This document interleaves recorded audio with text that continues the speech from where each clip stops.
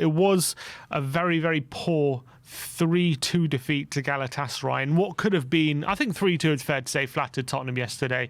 It was a very, very disappointing performance. I think from minute one you can see that the things were off, the standards were low, we were very much on the back foot, and we struggled to really contain Galatasaray. Going into this game, I said before going into this game that I wanted to make sure that we managed the squad correctly, because whether you like it or not, this is a game we could afford to lose and still qualify in the top 8. Yes, we want to do as best as we can in this competition, finish as high as possible. And actually, what I didn't realise is the higher you finish in that top 8 does actually make a bit of a difference, because in terms of what side of the draw you're on, the kind of draw you get in the next round, if you finish, the higher you finish, the more chance you are of getting a easier draw. So Obviously, it's we want to finish as high as possible in that top 8. But as long as you are in that top 8, given the quality in this competition, you do back yourselves against most teams. So as long as we get that automatic qualification to the round of, I believe it's the round of 16, I'm not going to be too bothered where we finish in the top 8. To be honest, I don't think it makes too much difference. But you do want to avoid that playoff. So, of course, we want to be in top 8, but we can afford to lose this game and still be in the top 8, which is evidence that we are still 7th after that defeat yesterday. So going into this game, I think the priority for me was, yes, we want to try and put our team to get result. Yes, we want to try and win the game, but we have a lot of injuries. We went into this game without Werner, Moore, Richarlison, Odegaard, only Son and Johnson as our only fit wingers going into this game. We have to manage the squad very carefully. Udogie had played a lot of minutes. No Romero, no Van der Ven.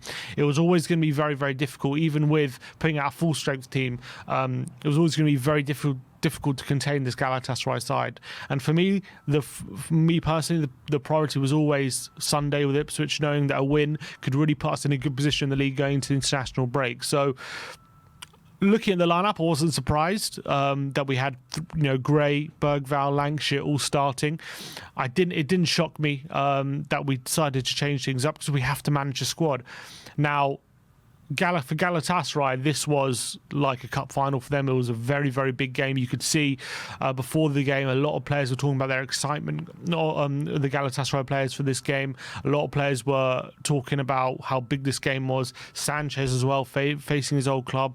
Osimhen, trying to get himself a big European move. And this is obviously a massive stage, considering, let's be honest, the Turkish league, there's not going to be too many eyes on it. And, when he plays in Europa League, there's going to be a lot of people watching that to see how he does. And obviously he was always going to be up for this. Icardi's always been a good striker. Mertens is an experienced European player. They've got some young fullbacks as well who played very well yesterday. So it was always going to be a difficult game. Galatasaray are very, very good at home. They're very good from set pieces. They've won 9 and drawn 1 of their 10 games in Turkey. They're always good on big European nights, even against the very best. So I did expect a tough game, and that's what it proved. We were on the back foot for pretty much the entire game. I thought in the first half, if I run through it, I think, get the stats up here. You can see the momentum bar. This is the stats brought to you by SofaScore. You can see here the momentum bar for pretty much the whole game. Galatasaray were on top of us, and they were pressing us. We were sloppy on the ball. The atmosphere was very much we were struggling to deal with that intense atmosphere, and you can see in the first half here, 11 shots to our 1. We had 1 shot, which was the goal. Every time Galatasaray went forward, they were carving us open. We know that Tottenham always commit risk and commit players how we usually play. I know maybe last few games against City and Villa, we tried to do things in a different way, but I think going away to a team like Galatasaray, where we feel like maybe we could go toe-to-toe with them, we were so open. Whenever we tried to play the ball through the middle, very, very sloppy. Bergvall struggling to hold on to the ball. Maddison getting caught and being sloppy on the ball as well. Dragoshin really failing to play the ball through the lines. And obviously it took 5 minutes for Galatasaray to take the lead with a volley from a good 25 yards. And I think it's a good strike. Who was the player who scored it? It was Akgün. Akgün, I think you pronounced his name clearly a very talented player, unbelievable left-footed strike in the first 5 minutes. But I have to say, I think Fraser Forster has to do better. I think Vicario saves that. It's a good strike. It's not exactly in the corner. It's fairly central. Forster gets a big hand to it, and I think if a different keeper was in goal for that, I think he saves it. So I do think Forster has to do better, despite the fact it was a good strike from the Galatasaray left back. I think he doesn't move quick enough, Fraser Forster. I think he doesn't get wide enough with his reach.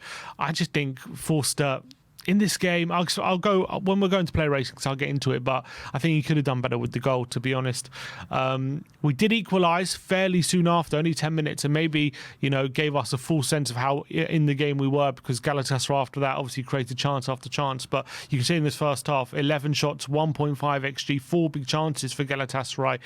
And when we did equalise, it was against the run of play. Brilliant goal. Brilliant play on the left by Sonny, nutmegging one of the Galatasaray players, plays it into Archie Gray, a beautiful ball over the top to Bren Johnson, who times his run to perfection, squares it to Lankshear, who taps it home. And I thought he did all right, Will Lankshear, to be honest, during the game. I thought he was giving them trouble. He had a few chances, was obviously unlucky with the sending off, but really well-worked goal from Spurs, and showed, even though we were under the cosh and even though we were struggling to impose ourselves in the game, we still had quality at times to hurt this Galatasaray team. So that was a positive. The fact there was two of the teenagers involved as well was really positive. But I would say, yeah, it was a really good team move, but we struggled to kind of build on that on that moment. Pretty much straight away, Galatasaray hit us back. Osimhen had a goal ruled out from offside with the ball over the top. They then went through 1-on-1. It was saved by Fraser Forster straight at him. And then the moment came where a ball goes to Radu Dragushin, where he's played from Ben Davis, I think it is, and he's just not concentrating. He doesn't see there's a player to his right. He's more concentrated. He's got two players on him, so I understand the difficulty, but this is not the first time that Dragushin has done this. He did the same thing against Karabakh. He lets the ball run across him, doesn't take a good touch, and allows himself to be pinched in a very dangerous position. He's now done exactly the same thing. He did the same thing against RZ, but thankfully we recovered the situation on that occasion. Against Karabakh, he got sent off for it, and on this occasion, it cost us a goal. He gives the ball away in a very dangerous position. In fact, he fouls the Galatasaray player who tackled him. He actually gets booked for that situation, and then the ball gets played through to Osimhen, and he wasn't going to miss on the third time of asking. Toe pokes it past Fraser Forster, and it's 2-1 and thoroughly deserved. And Dragushin's ability on the ball it has been questioned, and it has been questioned whether he has the quality on the ball to really play in the Ange Postecoglou system. As much as I think he's a very good defender, and as much as I think he does the fundamentals quite well, there's always, until he stops cutting out these mistakes, there's always going to be these question marks about him on the ball, whether he's composed enough. And that was definitely something that he struggled with yesterday for sure, and it cost us the second goal. Third goal, a deep, again, I mean, it could have been 3-1 well before the third goal. I think, again, Osimhen goes through, another good save from Fraser Forster. Apologies, another good save from Fraser Forster, who makes himself big. But very shortly after that, a deep cross from Dries Mertens, and all of a sudden Osimhen gets a run on Dragushin, and Ben Davis runs off the back of Ben Davis, and it is he on his left foot pokes it past Fraser Forster, controlled finish. Again, I've watched the goal back. It's a good finish from Osimhen, but if you watch it back, Forster doesn't even dive until the ball's past him. It's not an especially fast finish with a lot of power, as much as it does have accuracy. I mean, he's slow to react, Forster. I have to say, he moves like a slow-moving dump truck, to be honest. And I just question whether he's still got the capabilities of playing at this level. I know he made a lot of saves in this game, and fair play to him because he was peppered with a lot of shots and a lot to deal with. But it just felt like unless the strike was in his vicinity going straight at him, he just struggles with it. And I think the third goal and the first goal were evidence of that. Anything to the side of him and he was not getting near it. And he's just slow to get down to things. And I not necessarily think that Vicario definitely would have saved it. I do think he would have saved the first one. I not necessarily think that Vicario would have definitely saved this one. But I do think he would have got closer to it, and I do think that Forster was very much slow to react. If you look at the goal and you pause it when Osimhen gets his side foot onto that strike, I mean, Forster is slow. He's so slow to react to that shot, and it just in the end kind of trickles into the back of the net, and it's just poor. It's just poor, I think, from Fraser Forster. We then get peppered, going into the half time, and we're lucky that it's only 3-1 at half time, to be honest. He then makes those changes at half time. He brings off Son and Johnson, and he brings on Maddison and Kulusevski. Now, for me, I didn't mind those subs. I do think it pretty much did kill the game a bit, especially for that period between 45 and the red card for Lankshear, which we'll get into. But I understand the substitution because we are 3-1 down. It's going to be very difficult to get back in this game. And we have to protect Son and Johnson because not only are yes, you could argue they're our best chance of getting back in the game, but they are our only fit wingers right now.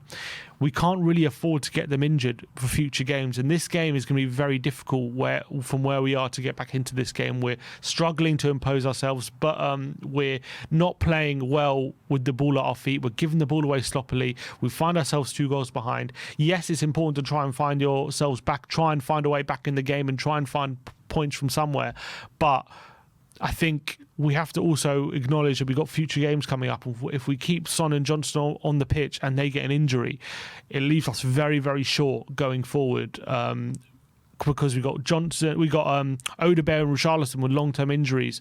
Moore and Werner at the moment are going to be out for Sunday with illnesses. So we have to protect Son and Johnson because we need them in future games. And this game is pretty much at this point gone, to be honest. So I didn't mind the substitution. I thought it was probably the right decision to protect them and make sure that they're fit going into Sunday. And I think, yes, it did hamper us on the pitch, and Maddison and Kulusevski playing on the wings did mean we had no real outlet in that second half, and it didn't help us going forward. We were probably just as bad defensively as well. Osimhen kept getting in behind, had a lot of chances. He had a header which went over the bar. He had a few more chances going through, which was one Forster good save out Forster with his feet. There was obviously corners, which there were corners which they were playing balls to the edge of the area, which we were struggling to deal with. Again, what's his name? Akajan, who clearly has an unbelievable left foot. They were playing volleying from the edge of the area, which we were struggling to deal with. He had a couple of efforts which nearly went in, and we, were very lucky not to concede. And then the big moment, obviously, in the second half where Will Lankshear, on a yellow card after being adjudged to, I think he used his arm on one of the Galatasaray centre-backs. He then gets a bit overzealous with one of his next challenges, doesn't get anywhere near the ball, kicks, I think it was Akjan on the left-hand side, and gets himself a second yellow and sent off. And unfortunately for him, I do think the second yellow was warranted. I thought the first yellow was harsh, and it was a tough lesson for him because I actually thought, because in that second half he had a chance, which was a decent effort from after being played through from Kulusevski, not enough power on his finish. But I actually thought he was one of the few players giving Galatasaray a bit of trouble. Obviously, he got his goal, had a chance. Didn't look at our place there, to be honest. Didn't look overwhelmed by the occasion. I thought he competed well with the centre-backs. But I thought, unfortunately, it just wasn't a great day for him. It wasn't a great day for Spurs. We couldn't get him involved as much as we should have. He got himself sent off. He'll learn from it. It was a disappointing yellow card sending off. I think one of the yellows was soft.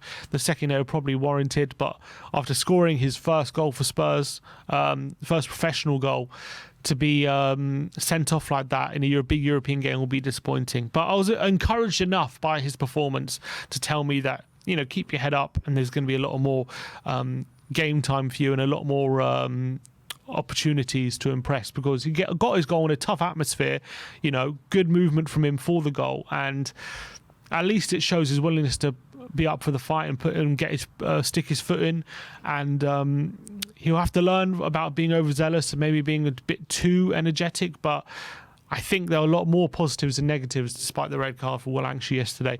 But surprisingly, red card happens, and all of a sudden we bring on, I think it was, who do we bring after the red card? We bring on Papmate Sarr, we bring on Dom Solanke, which reinforced as well by Kulusevski and Bentancur, who came on at half-time. And despite the fact we went down to 10 men, considering the level of chances we conceded when we was 11v11, you would have thought, going down to 10 men on the hour mark, after being absolutely battered for much of the game, you'd feared the worst. But actually things improved when we went down to 10 men. All of a sudden, we had players on the pitch who are more capable on the ball, more experienced. We're able to actually play through Galatasaray a bit more. Maybe, I don't know if it was Galatasaray thought the game was won at that point because that we were down to 10 men and they were out thoroughly dominant. Maybe they took their foot off the gas and got complacent, but we actually improved when we were down to 10 men. We got the goal back. Kulusevski links up well with Porro down the right-hand side. He plays a beautiful pull across the face of the goal. Solanke does so well to get in front of Sanchez. Brilliant movement and a brilliant finish with his back heel into the empty net. And all of a sudden, we're back in the game. And I thought in those last 20 minutes, we did make things uncomfortable for Galatasaray. Even with 10 men, they didn't really threaten us as much as they were in for the first hour. Maybe they were tiring. Maybe they got complacent. Icardi went down with an ACL, which was revealed today. He had a bad injury and looks like he's going to be ruled out for the season with it. Osimhen got taken off. Maybe he was feeling tired as well. And all of a sudden, we were the ones breaking their lines. Bentancur was really striking his stuff, I felt, in those last 20 minutes. I was really impressed with him. And Basuma really stepping up for the team. Solanke providing an outlet up front as well, holding the ball up, giving Sanchez some trouble, winning corners, causing problems. Kulusevski, hanging on to the ball and was causing problems. We had our one big chance pretty much in that second half where a long ball gets played through to Dom Solanke. Muslera comes out to clear, but heads it only in the path of Kulusevski from about 45 yards out, and he has a chance to score from an empty net on 70 from the empty net, but unfortunately it gets put wide. We did have another chance. Sarr created a 3-on-2 situation. All he had to do was play it through to one of Kulusevski or Solanke. Just too much power on the pass and the chance was gone, but it was a big opening there. And as you can see, we created 1.16 XG in that second half, and a lot of that was with 10 men. And obviously we got the goal. That was a high XG chance as well. Had 4 shots. Obviously Galatasaray still by and large quite dominant with a 1.61 XG, 17 shots total, 4 big chances. They did miss a large number of big chances in that second half, but I have to give credit to Spurs, who showed a bit of fight in that second half when we went down to 10 men to try and get themselves back in the game. And on another night, maybe they would have found a way back in with some of the opportunities and openings we did have. So we did show fight. We looked like there might have been a chance in there for us in those last 20 minutes. It wasn't to be, but there was something we could take out of the game, despite the fact that we, for large parts of it, sloppy, overawed by the occasion, crumbling in that intense atmosphere. We did show a bit of fight near the end, and we did show a bit of bottle, and we nearly found us. We nearly came back from 2 goals behind with 10 men, and I think we deserve a little bit of credit for that. And it's quite interesting. It's a very odd game because on the day, if you look at the stats, right, total shots for Galatasaray, 28 shots to Tottenham's 5 shots. All 5 of our shots were on target. Were on target with 2 goals and 3 saves by the Galatasaray keeper. But what's interesting is 28 shots, 8 big chances to Tottenham's 2. But the XG considering the level of chances for both sides, is remarkably similar. 3.13 XG for Galatasaray, which is a big number. But we had 2.01 from 5 shots. I can't remember the last time we had such a large XG figure from such a low shot total, which is quite remarkable when you look at that. It's one must be very high XG to shot ratio. Obviously, Lankshear and Solanke were 2 tap-ins, so those contribute to the high XG figures. I think Lankshear had a decent opportunity in that second half as well. But you know, the level of chances that Galatasaray made, the amount of shots they had, and Forster made many saves. 3 of our shots were on target. 3 of our 5 shots, not all of them. I was misreading that. Obviously, Galatasaray had Forster into many saves. But the XG total actually quite similar. Burek says Tottenham easy goals. We scored, I guess, high quality chances, and you would have thought the XG would have been a lot bigger differential. It was only 1 difference, but obviously that was the game. 3-2 was a 1 goal difference, but we deserved to lose. We did deserve to lose, and it was disappointing performance overall. But going to this game, I would be a hypocrite if I said, I was super disappointed with the loss and like it's a real big step back, because before the game I made it clear that, my priority in this game is to manage a squad, not come away with too damaging a result, and just move on from it, because it's going to be a very difficult day. And that's so it proved. I think we can take some positives. Lankshear got his goal. We can take positives how we reacted to going down to 10 men as well, and the fact that we made a game of it, made it 3-2, nearly got a result. And listening to Ange today, we came through the game unscathed. I was worried about Porro because I thought he was running on empty near the end there, but Ange says he came through unscathed. I think protecting Son and Johnson was the right thing to do. We're still in the top 8 of the Europa League. And looking at the standings here, we're 7th at the moment in the standings, so still in those automatic qualification places for the Europa League.